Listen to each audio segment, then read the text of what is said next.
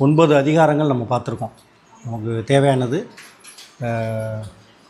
133 அதிகாரம் படிக்க முடியாட்டியும் நமக்கு தேர்வு நோக்கில் எத்தனை அதிகாரம் படித்தா போதும்னு சொல்லியிருக்கோம்? 20 அதிகாரம். இதுவரையிலும் பார்த்துருக்கிறது 9 அதிகாரம். 10வது அதிகாரம் கண்ணோட்டம் அப்படிங்கிற தலைப்பில் நம்ம இப்போ பார்க்குறோம். சரியா? திருவள்ளுவர் என்ன சொல்லியிருக்காரு, கண்ணோட்டங்கிற தலைப்பில் என்ன சொல்லியிருக்காரு அப்படின்னு பார்ப்போம். ஒவ்வொரு குறளாக பார்ப்போம். கொஞ்சம் கவனிங்க. முதல்ல கண்ணோட்டம் அப்படின்னா என்னன்னு தெரியும் நமக்கு. அது என்ன கண்ணோட்டம்? கண்ணோட்டம்ங்கிறது கண்ணு இருக்கிற எல்லாருக்கும் தேவையான ஒன்று இரக்கம். உயிர்களிடத்தில் அன்பு, பாசம். சரியா? ஒரு அரக்க குணமாக இல்லாமல் எல்லாத்தையும் இருக்க வேண்டிய ஒரு தன்மை எது அப்படின்னா கண்ணோட்டம். அந்த கண்ணோட்டங்கிற இரக்கப்பண்பு இருக்கிறதால தான் இந்த உலகமே இயங்குது அப்படின்னு வள்ளுவர் சொல்கிறார். இந்த குறள் இப்போ மொத்தத்தில் 10 குறள்லையுமே சின்ன சின்ன மாற்றம் தான் இருக்கும். ஒரே கருத்து தான், மைய கருத்தை கொண்டு வராரு. இருந்தாலும் என்னென்னலாம் வித்தியாசத்தில் சொல்கிறாரு அப்படின்னு நம்ம பார்ப்போம். முதல் குறளை பாருங்கள். கண்ணோட்டம் என்னும் கலிபெரும் காரிகை. கண்ணோட்டம் என்னும் கலிபெரும் காரிகை உண்மையான் உண்டு இவ்வுலகு. உண்மையான் உண்டு இவ்வுலகு. கண்ணோட்டம் என்னும் கலிபெரும் காரிகை, இது அப்படியே ரொம்ப வர்ணிக்கிறார். அதாவது கண்ணோட்டம் அப்படிங்கிற இரக்கப்பண்பு இருக்கு இல்லையா, அந்த இரக்கப்பண்பு ஒரு அழகிய தன்மை அப்படின்னு சொல்கிறார். அழகிய பண்பாகிய இரக்கப்பண்பு இருப்பதால் தான், உண்மையிலேயே அந்த இரக்கம் என்ற அழகிய ஒரு பண்பு இருப்பதால் தான் இந்த உலகம் இயங்கி வருகிறது. இந்த உலகம் அதனால தான் இருக்குது. இந்த இரக்கங்கிற பண்பு இல்லைன்னா உலகம் என்றைக்கோ அழிஞ்சிருக்கும் அப்படின்னு சொல்ல வர்றார். சரியா? இதையே எப்படி எல்லாருமே உரையாசிரியர்கள் எப்படி சொல்கிறாங்க அப்படின்னா, ஒரு மன்னனுக்கு அப்படின்னு எடுத்துக்கிட்டுன்னு சொல்லுவாங்க. மன்னனுக்குன்னு சொல்லலாம், சாமானியர்களுக்குன்னு சொல்லலாம். ஏன்னா எல்லா உயிர்களுக்குமே பொருந்தக்கூடியதான் திருக்குறள் அப்படின்னு திரும்ப திரும்ப நம்ம பேசியிருக்கோம். அப்போ இங்கே பார்த்தோம்னா, அதாவது இரக்கம் என்ற ஒரு அழகிய பண்பை ஒரு மன்னன் பெற்றிருப்பதால் தான் இந்த உலகம் இயங்கி வருகிறது அப்படி உரை எழுதுகிறவங்களும் இருக்காங்க. பொதுவாக நம்ம பார்த்தோம் அப்படின்னா, கண்ணோட்டம் என்கின்ற அழகிய ஒரு பண்பு இருப்பதால் இந்த உலகம் இயங்கி வருகிறது, இந்த உலகம் இருந்து வருகிறது அப்படின்னு சொல்கிறாங்க. குறளை மறுபடி பார்ப்போம். கண்ணோட்டம் என்னும் கலிபெரும் காரிகை உண்மையான் உண்டு இவ்வுலகு. உண்மையான் உண்டு இவ்வுலகு. கண்ணோட்டம் என்கின்ற ஒரு அழகிய பண்பு இருப்பதால் இவ்வுலகம் இதுவரையில் இருந்து வருகிறது. அது போதும், இப்படி சுருக்கமாக வச்சுக்கிறேங்க. சரியா? அதுக்கப்புறம் இங்கே வாங்க. கண்ணோட்டத்து உள்ளது உலகியல். கண்ணோட்டத்து உள்ளது உலகியல் அகுதிலார் உண்மை நிலக்கு பொறை. சரியா? உண்மை நிலக்கு பொறை. கண்ணோட்டத்து உள்ளது உலகியல். இந்த உலகியலே எப்படி இருக்குன்னா இரக்கத்தால் ஆகியது. இந்த உலகம் இரக்கத்தால் ஆனது. அது இல்லைன்னு வச்சுக்கிறீங்களேன், அப்படி ஒருத்தர்கிட்ட அந்த கண்ணோட்டம் இல்லை, இரக்கம் இல்லை அப்படின்னா, அப்படி இருக்கிறவர் எப்படின்னா நிலத்துக்கு பொறை. அதாவது நிலக்கு பொறை அப்படின்னா நிலத்திற்கு பாரம். நிலத்திற்கு பாரம், பாரமாக இருக்கும் அப்படின்னு அர்த்தம். நம்மகிட்ட இரக்கமே இல்லை, அந்த கண்ணோட்ட பண்பே இல்லை அப்படின்னா நம்ம இந்த பூமியில் இருக்கிறது பூமிக்கு பாரம் அப்படின்னு சொல்லிட்டார். இதை விட மோசமாக திட்ட முடியுமா? ஆமாம், அதுதான் சொல்கிறாரு. கண்ணோட்டத்து உள்ளது உலகியல் அகுதிலார் உண்மை நிலக்கு பொறை. இந்த பூமிக்கு பாரம். கண்ணோட்டம் என்ற பண்பு இல்லாத ஒருத்தர் இந்த உலகத்தில் இருக்கிறது இந்த பூமிக்கு என்னது? பாரம், பொறை, பாரம், வீணான ஒரு சுமை தான் இதுக்கு அப்படின்னு சொல்கிறார். அடுத்து பாருங்கள். பண்ணெண்ணாம் பாடற்கு இயைபின்றேல் கண்ணெண்ணாம் கண்ணோட்டம் இல்லாத கண். இங்கே பாருங்கள். பண்ணெண்ணாம் பாடற்கு இயைபின்றேல் கண்ணெண்ணாம் கண்ணோட்டம் இல்லாத கண். என்ன சொல்கிறாரு? பண்ணுனா என்ன? இசை. பண்ணுனா இசை. பண்ணெண்ணாம் பாடற்கு இயைபின்றேல். பாடல்னா நமக்கு தெரியும். இயைபின்றேல், இயைபின்றேல் அப்படின்னா பொருந்தாத. எப்படி ஒரு பாட்டுக்கு இசை எப்படி பொருந்தாமல் இருந்தால் அதனால் ஒரு பயனும் இல்லையோ, பாட்டு ஒரு நாள் பாடிட்டே இருப்பார், இசை சம்மந்தம் இல்லாமல் ஒருத்தர் இசைச்சிக்கிட்டே இருந்தார்னா அதனால் எந்த பயனாவது உண்டா? இல்லை. அப்போ ஒரு பாட்டுக்கு பொருந்தாத இசையால் பயன் இல்லை. சரியா? ரொம்ப பாட்டு இப்போ அப்படி தான் வருது சினிமாவில். சரியா? முன்னாடி பழைய பாட்டெல்லாம் கேட்க அவ்வளோ இனிமையாக இருக்கும். அந்த குரல், அந்த பாட்டு நம்ம காதுக்கு வந்துடும். இசை அப்படியே மெலோடியாக அருமையாக போயிட்டே இருக்கும். இப்போ அவன் என்ன பாடுறான்னே தெரியல, இசை தான் எப்படி இருக்குது, ஒரே பயங்கரமாக இருக்கும். இசை தான் நம்ம காதுக்கு வரும், பாட்டு வரியே யாபத்துக்கு வருது இல்லை. பெரும்பாலும் நான் சொல்கிறேன், எல்லா பாட்டையும் சொல்லலை. அந்த மாதிரி பண்ணெண்ணாம் பாடற்கு இயம்பின்றேல், சரியா, அந்த பாடலுக்கு ஒத்து வராத இசையால் ஒரு பயனும் இல்லை. அது மாதிரி கண்ணெண்ணாம் கண்ணோட்டம் இல்லாத கண், அதே மாதிரி கண்ணோட்டம் இரக்க பண்பு இல்லாத கண்ணால் எந்த பயனுமே இல்லை. சரியா, எப்படி வந்து ஒரு பாட்டுக்கு பொருந்தாத இசையால் ஒரு பயனும் இல்லையோ, அது மாதிரி இரக்கப்பண்பு இல்லாத கண்ணால் ஒரு பயனும் இல்லை. அதைத்தான் சொல்ல வர்ற திருவள்ளுவர் என்ன சொல்கிறாரு, பண்ணெண்ணாம் பாடற்கு இயம்பின்றேல் கண்ணெண்ணாம் கண்ணோட்டம் இல்லாத கண். அடுத்த குறளை பாருங்க, உளபோல் முகத்து எவன் செய்யும் அளவினால் கண்ணோட்டம் இல்லாத கண். இந்த குறளுக்கு ரெண்டுமே இந்த வரி கண்ணோட்டம் இல்லாத கண், கண்ணோட்டம் இல்லாத கண் அப்படி தான் இருக்கும். சரியா, இங்கே பாருங்கள், உளபோல் முகத்து எவன் செய்யும் அளவினால், அதாவது உளபோல் முகத்து எவன் செய்யும், முகத்தில் கண் இருக்கிற மாதிரி இருக்கும், ஆனாலும் அது கண் இல்லை அப்படிங்கிறார். அளவினால் யாருக்கு, கண்ணோட்டம் இல்லாத கண், அதாவது இரக்கப்பண்பு இல்லாதவருடைய முகத்தில் கண் இருக்கிற மாதிரி தெரியும், ஆனால் அது கண்ணே இல்லை அப்படிங்கிறார். எவ்வளோ அருமையாக சொல்கிறார் பாருங்கள். உள்ளது மாதிரி இருக்கும், உள்ளது மாதிரி இருக்கும். என்ன, உளபோல் முகத்து எவன் செய்யும் அளவினால் கண்ணோட்டம் இல்லாத கண், அதாவது ஒரு குறிப்பிட்ட அளவு இரக்கப்பண்பு இருக்கணும், அப்படி இல்லைன்னா அவருடைய முகத்தில் கண் இருக்கிற மாதிரி இருக்குமே ஒழிய அது கண் இல்லை அப்படின்னு சொல்கிறார். அடுத்த குறளை பாருங்கள், கண்ணிற்கு அணிகலம் கண்ணோட்டம், கண்ணிற்கு அணிகலம் கண்ணோட்டம் அகுதின்றேல் புண்ணென்று உணரப்படும். கிட்டத்தட்ட இதுதான். இங்கே வந்து கண் இருக்கிற மாதிரி இருக்கும், அது இல்லை அப்படிங்கிறார். ஆனால் இங்கே வெளிப்படையாகவே அது கண் இல்லை புண்ணு அப்படின்றார். சரியா, கொஞ்சம் கொஞ்சம் வித்தியாசமாக வந்துருக்கும் ஒரு குறளும். இங்கே பாருங்கள், கண்ணிற்கு அணிகலம் கண்ணோட்டம். கண் இருக்கு இல்லையா, எல்லாருக்குமே கண் இருக்குது. அதுக்கு அழகு சேர்க்கறது எது அப்படின்னா இரக்கப்பண்பு. ஒருத்தரை பார்க்குறப்பவே, வறியவரை பார்க்குறப்பவே கருணையோடு பார்க்குற பண்பு இருக்கு இல்லையா, அதுதான் வந்து கண்ணோட்டம். அப்படி பார்க்குறதோடைய தன்மை தான் கண்ணுக்கு வந்து அழகு. கண்ணிற்கு அணிகலம் கண்ணோட்டம், கண்ணுக்கு சிறப்பு செய்கிறதே எது, இரக்கப்படுதல். கண்ணுக்கு அணிகலன் அழகு செய்கிறதே கண்ணோட்டம் தான். அப்படி இல்லைன்னு வச்சுக்கிறங்க அகுதின்றேல், அப்படி இல்லைன்னா புண்ணென்று உணரப்படும். கண்ணு கண்ணாக உணரப்படாது, எப்படி உணரப்படுமா, புண்ணாக உணரப்படும். அதைத்தான் சொல்கிறாரு, கண்ணிற்கு அணிகலம் கண்ணோட்டம் அகுதின்றேல் புண்ணென்று உணரப்படும், புண்ணென்று உணரப்படும். அடுத்த குறளுக்கு வாங்க, மண்ணோடு இயைந்த மரத்தனையர், மண்ணோடு இயைந்த மரத்தனையர் யாரு அப்படிங்கிறதான் கேள்வி. மண்ணோடு இயைந்த மரத்தனையர், கண்ணோடு இயைந்து கண்ணோடாதவர், கண்ணோடு இயைந்து கண்ணோடாதவர். இங்கே பாருங்க, மண்ணோடு இயைந்த மரத்தனையராம், மண்ணில் நிலைத்த மரம் போன்றவர். மண்ணில் நிற்கிற மரம் மாதிரி, அதாவது மரம்னா இந்த இடத்துல மனிதர்களுக்கு ஒப்பிடுறாங்க, மரத்தை இழிவுபடுத்துறதுன்னு அர்த்தம் இல்லை. மனுஷனே இல்லை, மரம் என்ன மரம் மாதிரி நிற்கிற அப்படின்னு சொல்கிறோம் இல்லையா, அப்படி தான் பார்க்கணும் இந்த இடத்துல. அப்போ கண்ணோடு இயைந்து கண்ணோடாதவர், ஒருத்தருக்கு அந்த இரக்கத்தன்மை இருக்குது, கண்ணோட்ட பண்பு இருக்குது, ஆனாலும் அந்த இரக்கத்தை வெளிக்காட்டாதவர், அந்த இரக்கப்படாதவர், கண்ணிருந்தும் அந்த கண்ணோட்டம் பண்பு இல்லாதவர் எப்படிப்பட்டவர் அப்படின்னா மண்ணில் இருக்கக்கூடிய நிலையாக இருக்கக்கூடிய மரத்தை போன்றவர். புரியுதா? அது ஒருத்தர்கிட்ட கண்ணோட்ட பண்பு இருக்குது, இருந்தாலும் அதை பயன்படுத்தலை, அவர் வந்து அந்த இரக்கத்தன்மையோடு நடந்துக்கிறல அப்படின்னா அவர் வந்து மண்ணோடு இயைந்த மரத்தனையர், மண்ணில் நிலைத்து அசையாமல் இருக்கக்கூடிய மரத்துக்கு சமமானவர். மரத்தோடு, அந்த மரத்தோடு ஒப்பிடுறார், வேறு ஒன்றும் கிடையாது.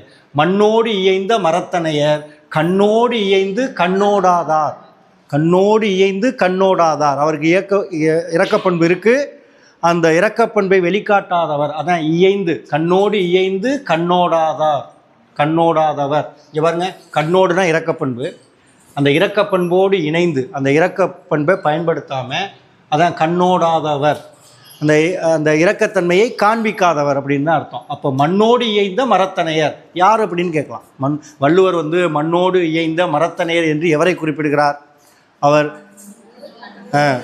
இரக்கத்தன்மை இருந்தும் அதை வெளிக்காட்டாதவர், கண்ணோட்ட பண்பை வெளிக்காட்டாதவர், கண்ணோட்டம் இல்லாதவர், அப்படிப்பட்ட பண்பே கண் இருந்தும் அந்த கண்ணோட்ட பண்பு இல்லாதவர் யார் அப்படின்னா மண்ணோடி எய்ந்த மரத்தனையர்.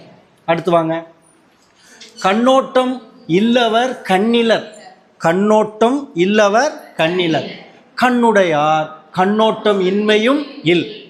இங்கே பாருங்கள், அந்த இடத்துல கண்ணோட்டம் அந்த இரக்கத்தன்மை, இல்லவர் இல்லாதவர், கண்ணிலர். முடிஞ்சா? அப்போ இரக்கப்பண்பு இல்லாதவர் கண் இல்லாதவர். ஒருத்தட்ட இரக்கப்பண்பு இல்லை அப்படின்னா இரக்கப்பண்பு இல்லைன்னு அர்த்தம் இல்லை, கண்ணே இல்லைன்னு அர்த்தம். கண்ணே இல்லை அப்படின்னு அர்த்தம்.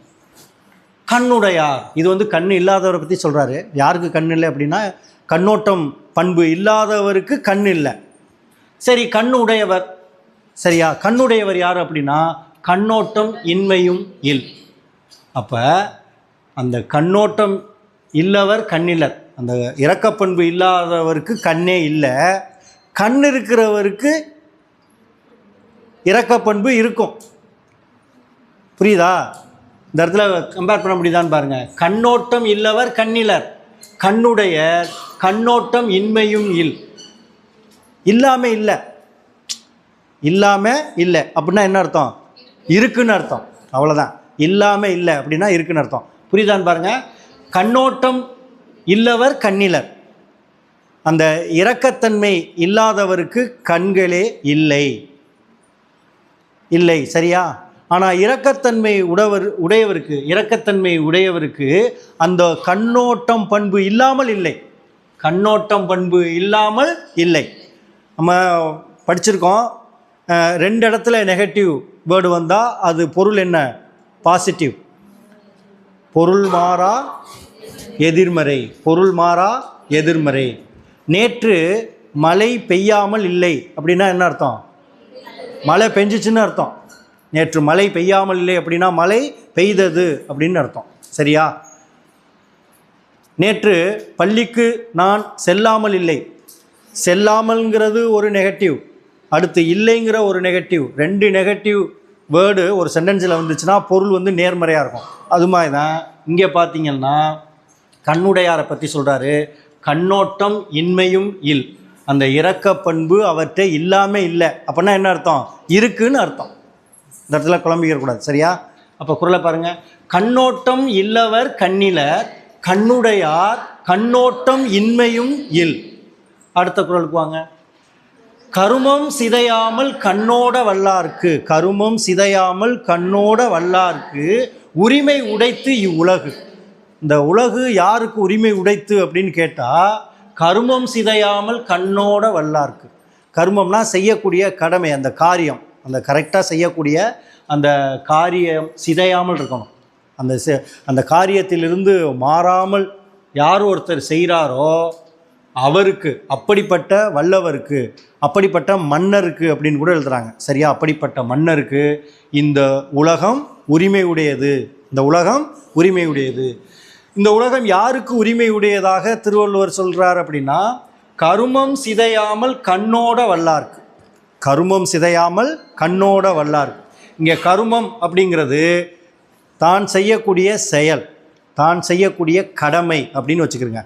தன் கடமையில் மாறாமல் அந்த காரியத்தை சரியாக செய்கிறவருக்கு இந்த உலகம் உரிமை உடையது இப்படி சொல்லலாம். தாம் செய்யக்கூடிய காரியங்களை சரியாக செய்யக்கூடிய மன்னனுக்கு இந்த உலகம் உரிமை உடையது, அல்லது வல்லார்க்கு, வல்லவனுக்கு இந்த உலகம் உரிமை உடையது அப்படின்னு வச்சுக்கலாம். அப்போ கருமம் சிதையாமல் கண்ணோட வல்லார்க்கு உரிமை உடைத்து இவ்வுலகு. அடுத்த குறளுக்கு வாங்க. ஒருத்து ஆற்றும் பண்பினார் கண்ணும் கண்ணோடி பொறுத்து ஆற்றும் பண்பே தலை. தலைனா சிறந்தது. எது சிறந்தது? எந்த பண்பு சிறந்தது? ஏதோ ஒரு பண்பு சிறந்ததுன்னு சொல்ல வர்றாரு வள்ளுவர். அது எந்த பண்பாக இருக்குன்னு பார்ப்போம். ஒருத்து ஆற்றும் பண்பினார் கண்ணும் கண்ணோடி பொறுத்து ஆற்றும் பண்பே தலை. எந்த பண்பு தலை அப்படின்னா ஒருத்து ஆற்றும் பண்பினார். ஒருத்து ஆற்றும் பண்பினார். ஒருத்தரை தண்டித்து தான் திருத்த முடியும் அப்படின்னு ஒரு கண்டிஷனாக இருக்குன்னு வச்சுக்கிறோங்க. ஒருத்தரை தண்டிக்கணும், தண்டித்தா தான் அவரை திருத்த முடியும். இல்லை அல்லாட்டி அவர் செய்த தவறுக்கு அவரை தண்டிக்கணும். அப்படிங்கிற பட்சத்தில் தண்டிக்கக்கூடாது, அவரிடத்தும் நாம் இரக்கப்பட்டு அவரை திருத்த முடியும் அப்படின்னா அந்த பண்பு தலை சிறந்தது.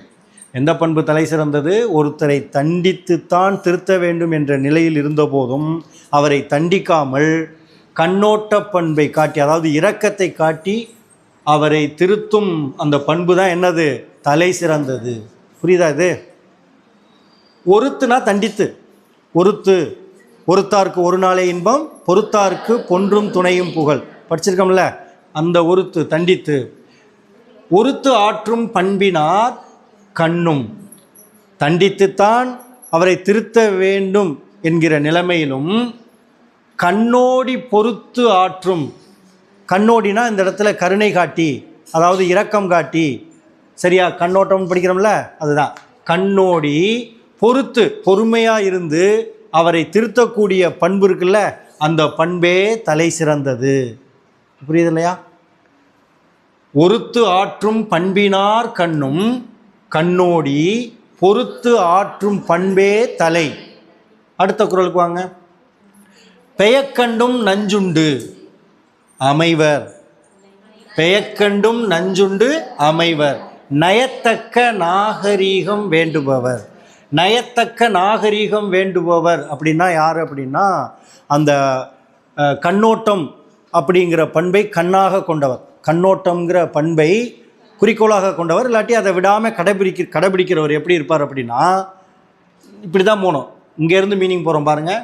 நயத்தக்க நாகரீகம் வேண்டுபவர், அந்த கண்ணோட்டம் அப்படிங்கிற பண்பை தொடர்ந்து கடைபிடிக்கிறவர் எப்படி இருப்பார் அப்படின்னா, பெயக்கண்டும் நஞ்சுண்டு அமைவர், பெயக்கண்டும் நஞ்சுண்டு அமைவர். தாம் கூடவே இருந்துக்கிட்டு தனக்கு நஞ்சை கொடுத்தால் கூட அதையும் வாங்கி உண்டுக்கிட்டு அவரோடே இருப்பார் அப்படின்னு சொல்கிறார். ஒத்து இல்லைங்கிறீங்களா? திருவள்ளுவர் வந்து ஒரு குறியீடாகத்தான் சொல்கிறாரு. கூட இருக்கிற நண்பர் நஞ்சு தான் கொடுப்பேன், அதை வாங்கி சாப்பிட்டு அவன்கிட்டே இருக்கணும் அப்படின்னு இல்லை. அந்த நஞ்சுக்கு சமமான செயலை கூட நமக்கு செய்யலாம், அது ஒரு குறியீடு, சரியா? நஞ்சு தான் கொடுப்பான்னு இல்லை, நம்ம கூடவே இருந்துக்கிட்டு நமக்கு தீங்கான காரியத்தை நமக்கு ஆற்றுவாங்க இல்லையா, நம்ம கூடவே இருப்பாங்க, நல்ல மாதிரியே இருப்பாங்க, சரியா? எல்லாருக்கும் அந்த அனுபவம் இருக்கோ? சரி, ரொம்ப கவனமாக தான் இருக்க வேண்டியிருக்கு. ஆமாம், நம்ம கூடவே இருந்துக்கிட்டு நமக்கு எதிரான செயலை செய்வாங்க இல்லையா, அவங்கள்ட்ட நீ வந்து நேரடியாக பகைச்சிக்கிறாத, அவங்கள்ட்ட கூட நீ என்ன செய்யி, அந்த கண்ணோட்டம்ங்கிற தன்மையோட அணுகணும், சரியா? அவரு நமக்கு வந்து தீங்கு செய்கிறாரு, அவருக்கு நம்ம திரும்ப தீங்கு செய்யாமல் இரக்கப்பண்பை காட்டி திருத்துறதுக்கு வழியை பார்ப்பாங்க. யார் அப்படி பார்ப்பாங்க? இந்த கண்ணோட்டம்ங்கிற ஒரு தன்மையை விடாமல் கொண்டு வரவங்க, அந்த கண்ணோட்டம்ங்கிற அந்த இரக்கப்பண்பை தொடர்ந்து கடைபிடிப்பவர்கள், தான் அருகில் இருக்கக்கூடியவர்கள் நஞ்சை கொடுத்தாலும் உண்டு விட்டு அவர்கள் கூடவே இருப்பாங்க அப்படின்னு சொல்கிறாங்க, சரியா? இந்த 10 குறளும் கண்ணோட்டம், உயிர்களிடத்தில் அந்த இரக்கத்தன்மையோடு எப்படி இருக்கிறது, அப்படி இரக்கம் இல்லைன்னா அவருடைய கண்ணினுடைய தன்மை என்ன, அப்படி இரக்கப்பண்பு இல்லாதவருடைய நிலைப்பாடு என்ன அப்படின்னு சொல்லி இதை வந்து வலியுறுத்துறார். இப்போ இதில் பார்த்தோம் அப்படின்னா ஏதாவது முக்கியமான அணிகள் இருக்கா ஏதாவது குறளில் அப்படிங்கிறதையும் பார்த்துட்டா வேலை முடியுது. இப்போ இங்கே பாருங்கள், கண்ணோட்டம் என்னும் கலிபெரும் காரிகை உண்மையான் உண்டு இவ்வுலகு, இதில் எதுவும் அணி இருக்கா? அப்படிலாம் ஒன்றும் இல்லை. கண்ணோட்டத்து உள்ளது உலகியல் அகிதிலார் உண்மை நிலைக்கு பொறை ஒன்றும் இல்லை. பன்னெண்டாம் பாடற்கு இயம்பிட்டல் இதில் இருக்கே, இங்கே பாருங்கள், பன்னெண்டாம் பாடற்கு இயைபின்றேல் கண்ணெண்ணாம் கண்ணோட்டம் இல்லாத கண். இதில் வந்து உவமையினியா எடுத்துக்காட்டு உவமையினியா? எடுத்துக்காட்டு உவமையினி, சரியா? எதுக்கு உவமைப்படுத்துகிறாரு அப்படின்னா, பண்ணுன்னா இசை, அதாவது எப்படி வந்து பாட்டுக்கு பொருந்தாத இசையையும் கண்ணோட்டம் இல்லாத கண்ணையும், பாட்டுக்கு பொருந்தாத இசையையும் கண்ணோட்டம் இல்லாத கண்ணையும், அதாவது இரக்கத்தன்மை இல்லாத கண்ணையும் ஒப்பிடுறாரு. இதில் உவமேயம் எது? இதில் உவமேயம் கண்ணோட்டம் இல்லாத கண், இதான் உவமேயம். இதில் உவமானம் எது? பாட்டுக்கு பொருந்தாத இசை. அப்போ உவமானமும் உவமேயமும் வந்திருக்கு. இதில் இடையில ஏதாவது ஓம உறுப்பம் இருக்கான்னு பாருங்கள். போல, புறைய, ஒப்ப, உரல, மான, கடுப்ப, அன்ன, இன்ன பிறன்னா இன்னும் இது மாதிரி போன்ற சொற்கள் இதில் இருக்கான்னா இல்லை. அப்போ நம்மளாக தான் அதை புரிஞ்சுக்கிறணும். அதனால இது வந்து எடுத்துக்காட்டு உவமை, மறந்துடக்கூடாது. அடுத்து வாங்க, உளபோல் முகத்தியவன் செய்யும் அளவினால் கண்ணோட்டம் இல்லாத கண். ஒன்றும் பெருசாக அணி இல்லை. கண்ணீர்க்கு அணிகலன் கண்ணோட்டம் அகுதின்றேல் புண்ணென்று உணரப்படும். இதுலேயும் ஒன்றும் அணின்லாம் சொல்ல முடியாது, வர்ணிக்கிறாரு அவ்வளோதான். சரியா? கண்ணை அழகுபடுத்துறது கண்ணோட்டம். அந்த கண்ணோட்டம் இல்லாத கண் வந்து என்னன்னு சொல்கிறாரு? புண்ணுன்னே சொல்லிடுறார். அடுத்து வாங்க. மண்ணோடு இயைந்த மரத்தனையர் கண்ணோடு இயைந்து கண்ணோட்டம் கண்ணோடாதவர். மண்ணோடு, அதாவது இதில் இருக்க எதற்கு ஒப்பிடுறாரு? மண்ணோடு இயைந்த மரத்தனையர். மண்ணோடு இயைந்த மரத்தனையர். மண்ணோடு இயைந்த மரத்தனையர் யாரு? கண்ணோடு இயைந்து கண்ணோடாதவர். எப்படி? ஆமாம், கண்ணோட்டம் இருந்தும் அதை வெளிப்படுத்தாதவர். இதில் ஒன்றும் அணி இருக்க மாதிரி எனக்கு தெரியலை. சும்மா ஒரு சென்டென்ஸ் தானே, இது ஒரு செய்தி தானே சொல்கிறாரு. அதுபோல் இது போலன்னு எதுவும் இருக்கா? இல்லை. கண்ணோட்டம் இல்லவர் கண்ணிலார் கண்ணுடையார். கண்ணோட்டம் இன்மையும் இல். கண்ணோட்டம் இல்லவர் கண்ணிலார். கண் இருக்கிறவர் கண் இல்லாதவர். இதில் ஏதாவது அணி இருக்கா? கண்ணோட்டம் இல்லவர் கண்ணிலர். ரெண்டுமே ஒருத்தர் கண் இருக்குது, ஒருத்தர் கண் இல்லை. அந்த கண் இருக்கிறவர் யாரோட அப்படி சொல்ல முடியாது. கண்ணோட்டம் இன்மையும் இல்லை, அப்படி இல்லை. அது இதில் ஒரு அணியும் இல்லை. ஓகே, அடுத்து வாங்க. கருமம் சிதையாமல் கண்ணோட வல்லார்க்கு உரிமை உடைத்து இவ்வுலகு. அதுவும் ஒன்றும் பெருசாக ஒரு அணியும் இதில் இல்லை.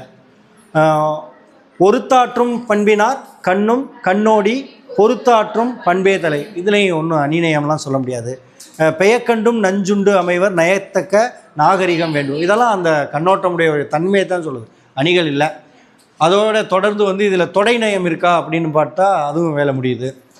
அதுக்கு நம்ம வந்து இப்படி ஒரு இதை எழுதிக்கின்றோம். 1 2 1 3 1 4 1 2 3 1 3 4 1 2 4 1 2 3 4. இது என்ன மந்திரம் அப்படின்னா, ஆமாம், இணை பொழிப்பு ஒருவு கூளை மேற்கதுவாய் கீழ்கதுவாய் முற்று. சரியா? அப்போ இது வந்து முதல் எழுத்துனா அப்படியே மோனைன்னு சேர்த்துக்கணும், இரண்டாவது எழுத்துனா எதுகைன்னு சேர்த்துக்கணும், அவ்வளோதான். இப்போ இங்கே அப்படியே வேகமாக பார்த்துருவோம். அதையும் இந்த குறளில் பார்க்குறோம். 1 2 3 4 ஒத்து வருதா? இல்லை, இதை சொல்லி முடிங்க. இது ஒத்து வருதா? 1 3 4. அப்போ மேல்கதுவாய் மேல்கதுவாய் மோனை, அதையும் சொல்லி மேல்கதுவாய் மோனை. அடிமோனை எதுவும் இருக்கான்னா இல்லை. அடி எதுகை இருக்கு. அடி எதுகை இன்னு இன்னு அடி எதுகை இருக்கு. சரி, மேலே வந்து மோனை இருக்கு, எதுகை இருக்கா? இல்லை. இல்லைன்னா இல்லை தானே. அப்புறம் ஏன் தயக்கம்? அடுத்த ரெண்டாவது குறளுக்கு வாங்க. இதில் முதல் எழுத்து மோனை எதுலையுமே செட் ஆகலை. இல்லை இல்லையா? சரி, எதுகையாவது இருக்கா? அடி எதுகை இருக்கு. அடி எதுகை இருக்கு. கண் உன், கண் உன் வருது இல்லையா? அடி எதுகை இருக்கு. அதுக்கப்புறம் இங்கே வந்துருங்க. இங்கேயுமே அடி எதுகை இருக்கு. பண் கண். முதல் எழுத்து மோனை இருக்கா? இருக்கு இருக்கு. 1 2 1 2 என்ன? இணை. இணை மோனை. இணை மோனை. அடுத்தது தொடர்ந்து வாங்க. இங்கே இருக்கா? பண்ணு கண்ணு. ஆமாம், இரண்டாவது எழுத்து 1க்கும் 4க்கும். அப்போ 1 4 1 4. ஒருவு. ஒருவு எதுகை. ஒருவு எதுகை முழுசாக சொல்லிடணும். ஒருவு எதுகை. அடுத்து இதுக்கு வாங்க. முதல் எழுத்து எங்கேயும் ஒட்டி வந்திருக்கா? இல்லை. இரண்டாவது எழுத்து எங்கேயும் ஒட்டி வந்திருக்கா? இல்லை. ஆமாம், உல அல. 1 4 ஒருவு. ஒருவு எதுகை, அவ்வளோதான். ஆமாம், மோனை இல்லை, எதுகை இல்லை, அடி எதுகையும் இல்லை, அடிமோனையும் இல்லை. அடுத்து வந்துருங்க. இங்கே பாருங்கள், முதல் எழுத்து வந்திருக்கேன். கண் கண். அப்போ 1 3 பொழிப்பு மோனை, பொழிப்பு மோனை. இல்லை அப்படியே அடிமோனை இருக்கான்னு பாருங்கள். அடிமோனை இல்லை. அப்போ எதுகை இருக்கான்னு பாருங்கள். இன்னு இன்னு 1 3 1 2 3 இணை பொழிப்பு 1 3 தானா? சாரி 1 3 பொழிப்பு பொழிப்பு எதுகை, பொழிப்பு எதுகை. வேறு எதுவும் இதில் இருக்கா? அடி எதுகை, கண் புண், அடி எதுகை. அப்படியே இங்கே வந்துருங்க. மண் வந்திருக்கு. கண் 1 4 ஒருவு எதுகை, ஒருவு எதுகை. மோனை இல்லைல்ல, இருக்கே மோனை இருக்கே. பொழிப்பு மோனை. அப்போ அடிதோறும் எதுவும் இருக்கான்னா இல்லை இல்லை. அப்படியே இங்கே வந்துடுங்க. கண்ணோட்டம் இல்லவர் கண்ணிலர் கண்ணுடையார். இதில் 1 3 4. அப்போ மேல்கதுவாய், மேல்கதுவாய் மோனை, மேல்கதுவாய் மோனை. எதுகை இன்ன இன்ன என்ன. இதுவும் மேல்கதுவாய் எதுகை, அவ்வளோதான். அதே மாதிரி அடிமோனை அடி எதுகை ரெண்டுமே இருக்குது.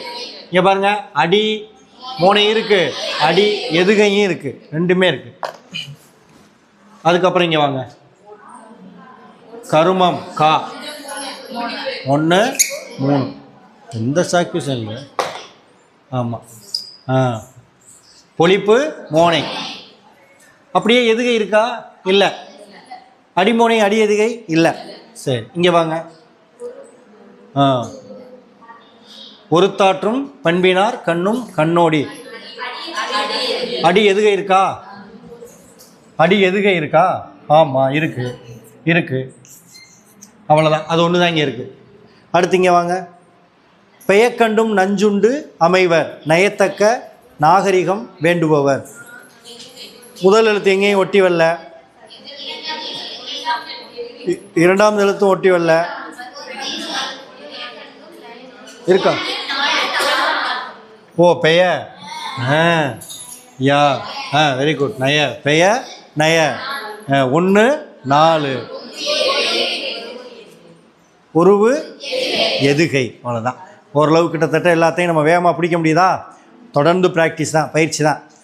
நம்மளும் அடுத்தடுத்து நீங்கள் திருக்குறளை எடுத்து வச்சுக்கிட்டு நீங்களாம் இதெல்லாம் இருக்குதான்னு பார்க்கணும். வேறு வழியில் டயத்தை நம்ம மிச்சப்படுத்துகிறோன்னா அப்படி வேகமாக நம்ம சொல்லி பார்க்கணும். அணி இருக்கா, அப்படி இருந்தால் இது என்ன அணி, அப்போ அணி இலக்கணம் என்னன்னு தெரிஞ்சுக்கிட்டா தான் அதுக்கு போக முடியும். அடுத்த வகுப்பில் நம்ம அது சம்மந்தமாக பேசணும். சரியா? இதை தொடர்ந்து நம்ம 11வது அதிகாரத்தை அடுத்த வகுப்பில் நம்ம பார்ப்போம். சரியா?